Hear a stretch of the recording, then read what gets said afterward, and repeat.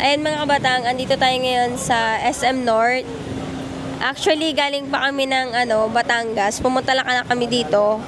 Kasi nga, ayun, birthday ni Kulot. Tapos hindi niya alam na pupunta kami dito. Kasama ko si paring Oyads. Yan. Anong masasabi mo kay Kulot? Ang masasabi ko kay Kulot, makikita ko siya dito sa Manila at ako'y nakarating dito. Nung isang araw nasa bahay siya, pero ngayon nandito na ako. Okay, ayan. Papasok na kami ng mall. Ano kaya magiging reaction ni Kulot? Kasi makikita niya kami dito. Bill tayo ng muna, ng gift niya. Alam ko madami nagbigay sa kanya ng cake, gift. Alam ko na yung ibibigay namin ni Ate Teya niya. Ayan sa Ate Teya niya. Hi! Hi, happy birthday, baby girl. Hindi naman ganun ka-expensive, pero ayun. Galing sa heart namin. Ayun lang. Ang sabi niya nga masaya na daw siya kahit makita lang daw kami. Hindi na daw importante yung gift. Ano problema mo pa? Kanina pa nga ako lumakad ng lumakad. Pagod na ng kalalakad. Pagod na siya ng kalalakad. Yan na lang, hawak mo. Wala nga siyang pasuta. Kaya marami siyang jacket. Ako. Marami daw jacket. Ito na lang. Alam nyo, pagkasama niyo yung tatay nyo, Kulot, kasalanan to ni Parendayo. Marami na nga jacket yun. Kanina pa ako lumakad inikot mo ng buong SM. Putis na yan. Ay, iba sa ating maglakad. At pag ako naglakad, mag-aalam ng baka. Dito wala namang kabunasan na nilalakad ko. O papagod. Tara. Ito na? Oo nga, ang kulit mo, Kim. Tayo na? Kung hindi mo bibilhin, isabit mo na raw. Tayo na. Ako'y umay na sa iyo. Ay, tinamaan ka ng kunat.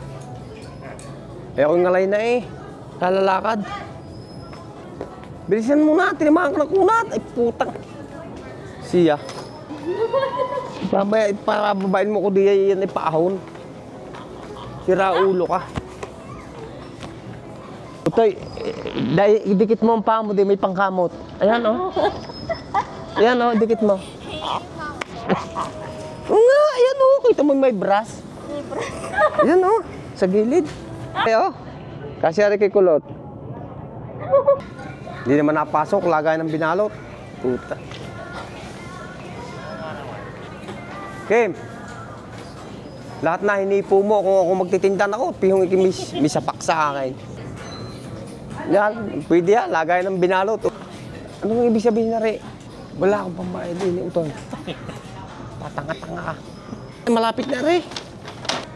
Malapit na, Utoy. Sabihin mo. Iwanan ko din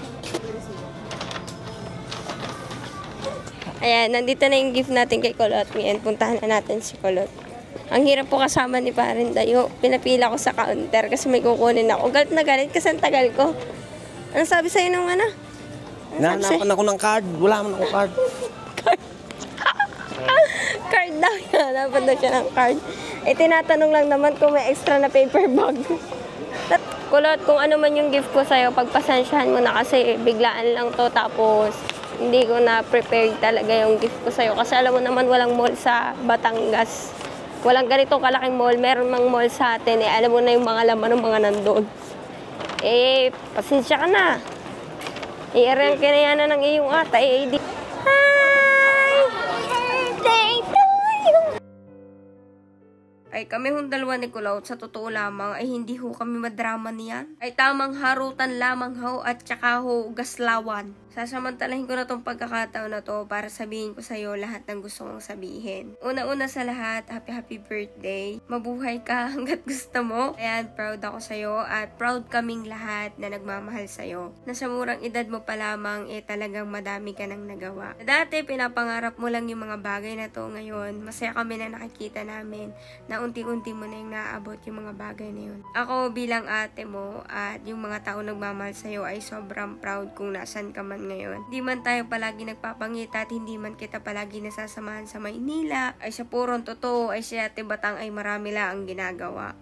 At talaga namang gusto kong malaman mo na ayun, sobrang proud kami sa iyo sa tuwing makikita ka namin sa TV.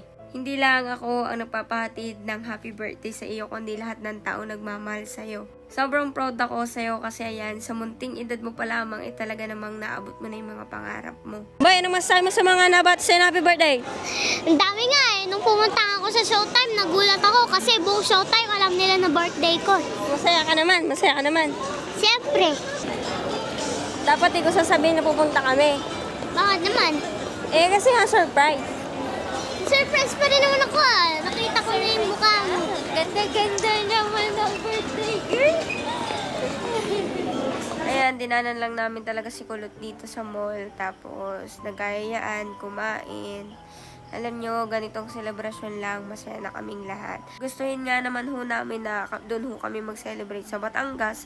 Eh, nagpapansit naman na ho si Kulot. Ay, kaso nga ho, ang mangyayari ho ay talagang busy ang schedule ho na rin si Kulot. Pag naman ho nakauwi, di sa ilag ho ang babar namin.